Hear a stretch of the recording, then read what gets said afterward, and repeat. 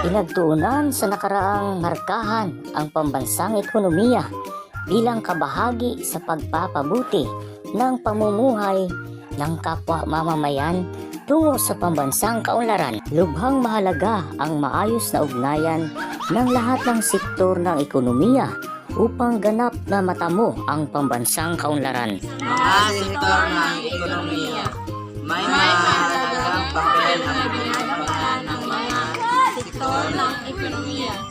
A. Agrikultura, B. Industriya, at C.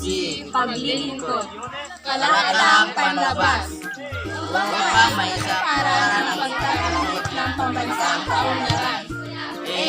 Primarya, agrikultura, paglikha ng pagkain at mga ilaw na materyales. Sekundarya o industriya, pagpoproseso sa mga hilaw na materyales, konstruksyon, pagmimina at paggawa ng mga kalakal. Tersarya, paglilingkod, umaalalay sa buong yugto ng produksyon, distribusyon, kalakalan at pagkonsumo ng kalakal sa loob o labas ng bansa. Konsepto ng pag-unlad.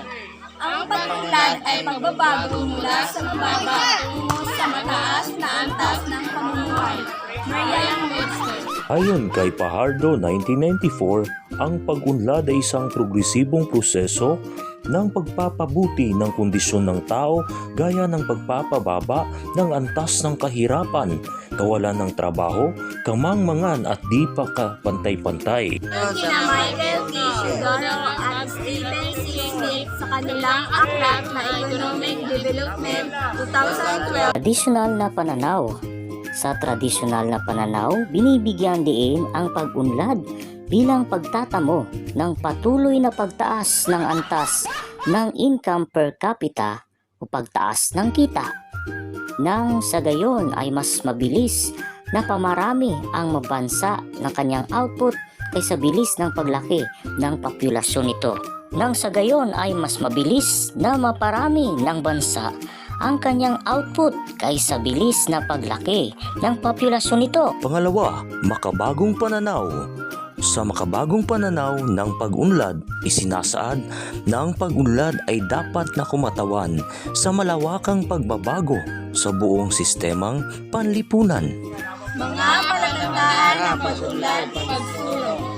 Makatuwiran at di matulong kaayusang panlipunan. Kasaganaan. Kayaan sa kahirapan, hanap buhay para sa lahat. Umaangat na standard ng pamumuhay at mainam na uri ng buhay para sa lahat. Sapat na mga lingkurang panlipunan, katarungang panlipunan. Antas ng kaunlaran ng bansa. Una, maunlad na bansa, developed economies. Ito ay mga bansang may mataas na gross domestic product, GDP, income per capita at mataas na HDI. Pangalawa, umuunlad na bansa, developing economies.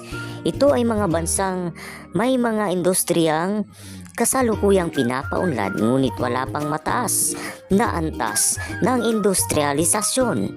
Pangatlo, papaunlad na bansa, underdeveloped economies. Ito naman ay mga bansa na kung saang ihahambing sa iba ay kulang sa industrialisasyon, mababang antas ng agrikultura at mababang GDP, income per capita at HDI.